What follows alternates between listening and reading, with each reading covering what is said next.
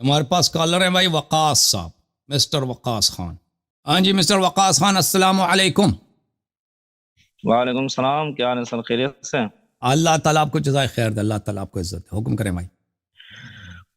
اچھا صاحب، میں نے یہ کہنا تھا کہ آپ جو ہے نا اکثر قرآن کی آیات احادیث جو ہے نا وہ آدھی بیان کرتے ہیں یا مس کانٹیکٹ میں بیان کرتے ہیں، غلط پس منظر میں۔ ٹھیک ہے بھائی۔ آپ کے میں نے کئی بیانات سنے ہیں، تو ایک بیان آپ نے لگایا تھا کہ حضرت حفصہ اور حضرت عائشہ سے حضور علیہ الصلوۃ والسلام نے شادی کیوں کی، ابھی 2 دن پہلے آپ نے لگایا۔ اس میں آپ نے صحیح بخاری کی حدیث نمبر 4005 کوڈ کی ہے۔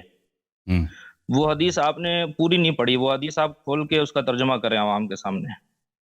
تو حدیث یہ ہے بھائی، آپ کہتے ہیں نا کہ وہ ابو بکر عمر نے اس لیے، دیکھیں ابو بکر عمر مارے پھر رہا تھا نا، یہ تو صحیح ہے، آفر کر رہا تھا اپنی بیٹی کی، میری بیٹی سے شادی کرو۔ اچھا ٹھیک، اور ابو بکر نے اس کو کیا بولا؟ ابو بکر نے اس کو کہا کہ عمر، پہلے عثمان نے کہا میں سوچ کے بتاؤں گا، ٹھیک ہے نا۔ اگر آپ کہتے ہیں کہ ہاں، اس کو بڑا کئی دنوں کے بعد اسے کہہ دے کہ میں نے شادی نہیں کرنی۔ اگر عمر کا یہ ادعا یہ کہ کیونکہ رسول اللہ صلی اللہ علیہ وسلم حفصہ سے شادی کرنا چاہتے تھے اس لیے عثمان نے نہیں مانا ہے، اور اب پھر ابو بکر کے پاس چلا گیا، ابو بکر نے اس کا جواب ہی نہیں دیا بھائی، ٹھیک ہے نا۔ اور عمر کا یہ صفائی پیش کرنا کہ اس لیے کہ پیغمبر صلی اللہ علیہ وسلم میری بیٹی سے شادی کرنا چاہتے تھے اس لیے انہوں نے قبول نہیں کیا، تو وہ یا عثمان اس کو اس طرح ذلیل نہ کرتے نا، ابو بکر اس کو کہہ دیتے بھائی پیغمبر صلی اللہ علیہ وسلم آپ کی بیٹی سے شادی کرنا چاہتے ہیں، آپ کیوں مارے پھر رہے اپنی بیٹی کا، اس سے آفر کرو، اس سے آفر کرو۔ تو ہمیں بھائی صاحب اجازت دیں، آپ نے آدھی حدیث پڑھی تھی، آپ پوری حدیث ہم وہ اس کے جو سچ والا ایسا اس سے اگری کرتے ہیں، جھوٹ والے ایسے سے اگری نہیں کرتے، اس کی جھوٹ کی دلیل کیا ہے بھائی صاحب؟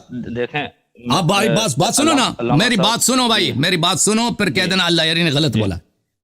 ابو بکر پہ عمر کا غصہ آیا تھا نہیں آیا تھا؟ آپ ترجمہ کیوں نہیں کر رہے؟ نہیں، آپ ترجمہ کیوں نہیں کر رہے؟ میں نے ترجمہ ایک دفعہ کیا نا، دوبارہ کیوں کروں؟ آپ نے پورا ترجمہ نہیں کیا تھا نا۔ چلیں دوبارہ کر دیتے، ان کی جو ہے دیکھیں، میں دوبارہ ترجمہ کرتا ہوں۔ ابو بکر عمر مارے پھر رہا ہے، چلا جاتا ہے پہلے عثمان کے پاس، کہتا ہے میری بیٹی سے شادی کر لو، میری بیٹی سے شادی، اس کی منتیں کر رہا ہے۔ عثمان کہتا ہے میں سوچ کے بتاؤں گا۔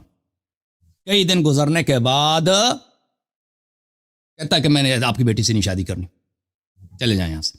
تو اس کو بھی یہ بڑا ذلیل ہوتا ہے۔ پھر یہ چلا جاتا ہے ابو بکر کے پاس، ٹھیک ہے نا، ابو بکر سے کہتا ہے میری بیٹی سے شادی کر لو۔ ابو بکر اس کی طرف دیکھتا بھی نہیں، اس کا جواب بھی نہیں دیتا۔ ٹھیک ہے، تو یہ کہتا ہے کہ مجھے اتنا غصہ آیا ابو بکر پہ کہ اس نے مجھے اس طرح ذلیل کیا کہ میں نے اس کو اپنی بیٹی کا آفر دیا رشتے کا، اس نے میرا جواب بھی نہیں دیا، تو عثمان سے زیادہ اس نے میری تذلیل کیا۔ اچھا، اس کے بعد عمر کہتا ہے کہ ان لوگوں نے اس لیے میرے بیٹی کے رشتہ ماننے سے انکار کیا کیونکہ رسول اللہ صلی اللہ علیہ وسلم کو ان کو یہ خواہش تھی کہ میرے بیٹی سے شادی کریں، تو ان لوگوں نے پیغمبر کے احترام میں انہوں نے رشتہ ماننے سے انکار کیا۔ یہ فقرہ جھوٹ ہے عمر کا۔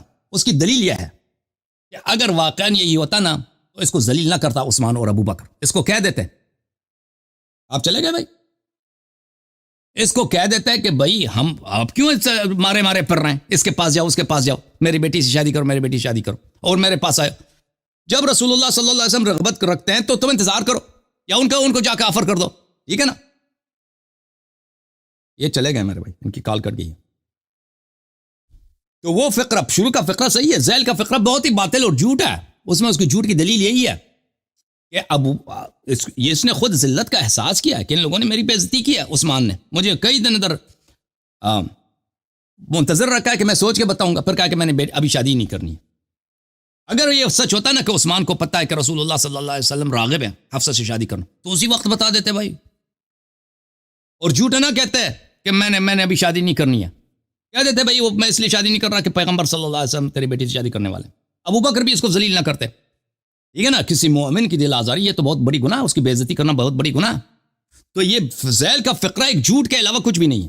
محترم ناظرین، آج کے اس پروگرام میں انشاءاللہ تبارک و تعالی کوشش کریں گے کہ اتحاد امت کے پیش نظر امت کو ایک نہج پر جمع کرنے، امت کو ایک راستے پہ جمع کرنے، اور ایک راستہ تاکہ ان کا کلام اور ان کا کلمہ توحید ہو، وحدت ہو اور ایک ہو، اس کے پیش نظر علماء امت کو اہل بیت طاہرین علیہم الصلاۃ والسلام کی اتباع کرنے کا دعوت دیتے ہیں، جس کا حکم اللہ نے دیا ہے، رسول صلی اللہ علیہ وآلہ وسلم نے دیا ہے، اور علماء امت کو منع کرتے ہیں صحابہ کے منہج کے اتباع کو، کیونکہ صحابہ خود معموم ہیں، صحابہ خود مقتدی ہیں، اہل بیت طاہرین علیہم السلام ان کا مقتدا ہے، ان کا امام ہے، جس طرح رسول اللہ صلی اللہ علیہ وآلہ وسلم اس امت کے امام ہیں، اہل بیت ابرار علیہم الصلاۃ والسلام اس امت کے امام ہیں۔ اور معموم کی امامت باطل ہوتی ہے، امام وہ ہے جس کو اللہ نے اور رسول صلی اللہ علیہ وآلہ وسلم نے امام بنایا۔